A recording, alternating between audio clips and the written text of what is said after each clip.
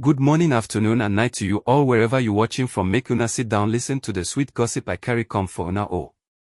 You think say you don't see anything, wait and hear about Clinton and Sonia this time around. Clinton Joshua had never been the type to seek attention, especially on set where the lights were already too bright and expectations too loud. He moved quietly, almost invisibly, like someone still learning how to fit into the silhouette of fame. That rainy afternoon was supposed to be ordinary, just another shoot, another scene, another day of pretending, but fate had a way of slipping in through the cracks of the unexpected. When Sonia Uche stepped outside and almost lost her footing on the slick pavement, Clinton reacted on instinct, his hand catching her arm gently as the rain poured mercilessly. His umbrella, already wobbling on its last hinge, expanded just enough to shelter half of her shoulder. Sonia looked up, rain dripping off her lashes, and there was something raw and human in that moment, two souls crammed together under a broken shield. He shifted slightly, making sure more rain fell on him than on her. In the hush between raindrops and quickened breaths, something unspoken began stitching itself quietly between them, soft as a whisper, fragile as the umbrella above their heads. Some codes are worth catching. The words slipped from Clinton's lips before he could stop them, a playful truth wrapped in shyness. Sonia blinked, caught off guard not by the code but by the warmth hidden in his tone. It was one of those lines that wasn't meant to be remembered but somehow carved itself into the heart. The atmosphere around them thickened, not with romance exactly, but with the awareness that something had shifted. Actors pretend for a living, but in that second, neither of them was acting. His line lingered in the air long after the rain had calmed, an invisible spark in the middle of an otherwise uneventful day. She tucked a strand of hair behind her ear, her smile small but incredibly meaningful. Clinton hadn't just said a line, he had unlocked a door neither of them had realized was there. And through that door, a slow-burning story quietly began.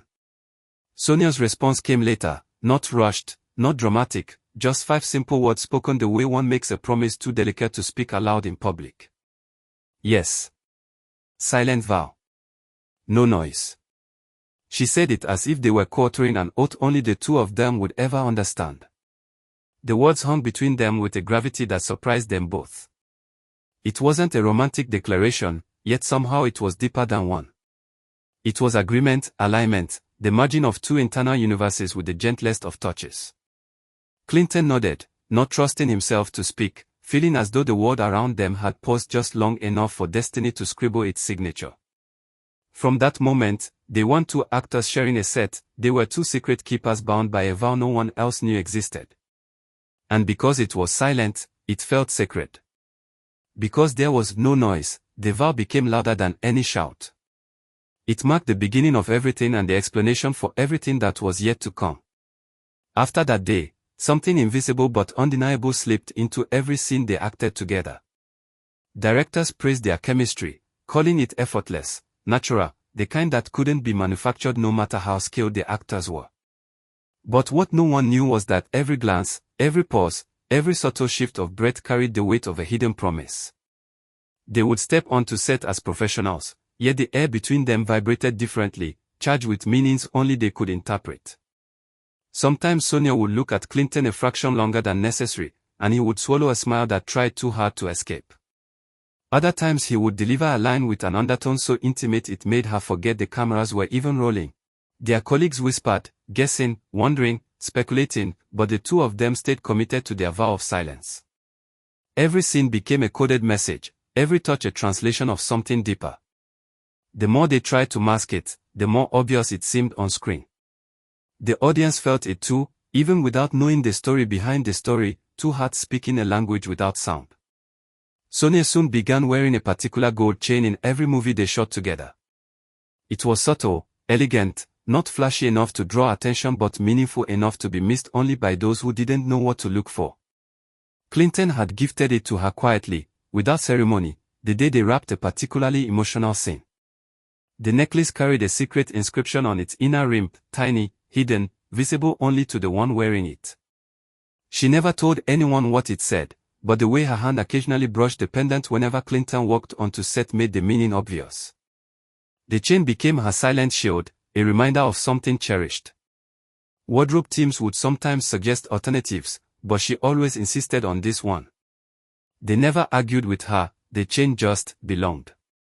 Clinton would notice, of course, and he'd pretend not to. But every time he saw her wearing it, a quiet satisfaction warmed his chest. It wasn't about ownership, it was about connection.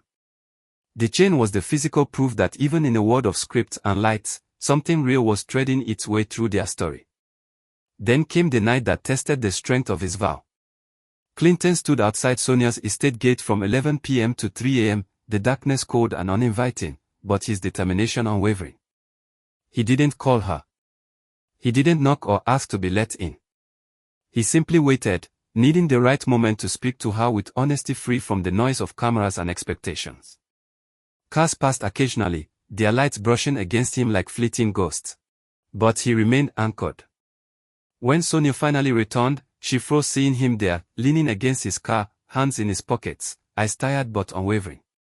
There was something almost heartbreaking in the way he looked at her, as if holding back a storm of truths that refused to stay caged any longer. She walked toward him slowly, confusion and curiosity mixing in her expression. He didn't rush her. Their silence wasn't awkward, it was thick with purpose. When she finally stood in front of him, the night took a breath. "I waited," he said simply. And she understood immediately, he wasn't just waiting outside her gate, he was waiting for the moment he could step into the truth with her. Inside his car, under the dim interior light, Clinton handed her 2 silver half-heart pendants. They were beautifully crafted, one smooth, one ridged, both incomplete on their own. When put together, they formed a single heart with a pattern that looked like intertwined waves. Sonia touched them gently, her breath catching at the symbolism. "They only make sense together," he said, watching her reaction carefully. His voice trembled just slightly, revealing the vulnerability he often masked with calmness. She didn't answer right away. Instead, she traced the edge of the pendant as though trying to memorize every curve, every meaning hidden within it. She then looked up at him, truly looked, and in her eyes, he saw not confusion or hesitation but an unspoken acceptance. Their vow had never needed embellishments, yet this gift felt like a tangible extension of it. A confirmation. A soft awakening. She took one half and pressed the other gently into his palm. They didn't embrace, didn't kiss, didn't speak overly poetic lines. Yet the moment felt louder than 1,000 declarations. As their connection deepened, they began meeting for an hour each time in quiet, sacred places that naturally nurtured their silence. Sometimes in a calm church where the flicker of candles cast warm shadows, other times in Clinton's car parked by a lonely stretch of beach where the waves hummed their own kind of prayer. There was no routine, no script, yet each meeting followed the rhythm of something ancient and comforting. They would sit close but not touching, sharing the same air, the same heartbeat of silence. Then, softly, almost ceremoniously, they would renew the same silent vow they had made the day the rain tried to swallow them both. It was always the same vow, always the same agreement, no noise, no pressure, no outside word allowed to contaminate what they shared. These moments became their refuge. Not love, not yet, but something that carried love's shadow. Something that made the world feel a little less chaotic, a little more meaningful. They never missed a meeting unless filming demanded it, and on those days, the ache of absence said everything words could not. Eventually, the outside world began to notice what had been blooming in secret. During interviews, something subtle but irresistible began surfacing, small smiles that lingered a moment too long, glances that dipped into softness, inside jokes that made audiences lean forward. The vow hadn't been broken, but it was undeniably stretching, softening around the edges. Clinton would answer a question with a careful grin, his eyes sliding briefly to Sonia as if seeking confirmation. Sonia, in turn, started allowing her laughter to spill more freely whenever his name came up. Interviewers picked up the shift immediately, fans picked it up even faster. Online, theories and edits multiplied, painting them as a slow-burn duo whose chemistry couldn't be staged. But neither of them confirmed anything publicly. They stayed true to their agreement, communicating only through glances and micro-expressions that spoke louder than public statements ever could. The world sensed something big was growing. But the two hearts at the center of the story held it gently, protectively, refusing to let noise spoil their sacred quiet. Amid all this, they began filming a massive Christmas movie together, a production already hyped to be one of the biggest seasonal releases in Nollywood history. The set was drenched in festive lights, warm colors, and holiday magic, but beneath the glitter, something deeper paused between them. Their scenes crackled with simmering energy, the kind that made directors clap after every take and crew members exchange knowing looks. In one particular moment, when Sonia's character had to look into Clinton's eyes under falling artificial snow, the silence between them became so charged that the director refused to yell "cut" for several seconds, just watching them hold the moment as though it were real. Off-screen, they shared warm drinks between takes, leaning close enough for their shoulders to brush, laughing at tiny things that wouldn't be funny to anyone else. Everyone on set felt it, something big was loading. Something inevitable. Something that had started with a broken umbrella and was now snowballing toward a climax that no one, not even Clinton or Sonia, could fully predict. Then came the whispers, soft but persistent, about Clinton's plan. According to sources close to him, he had been carefully preparing something extraordinary, something meant to either blossom before the movie premiere or steal the show at the red carpet itself. It wasn't a simple confession. People said it was the breaking of the long-protected vow in the most breathtaking way possible.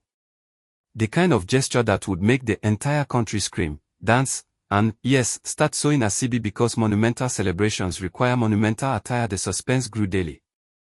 Cast members hinted at an emotional moment coming soon. Crew members smirked when asked about the two of them.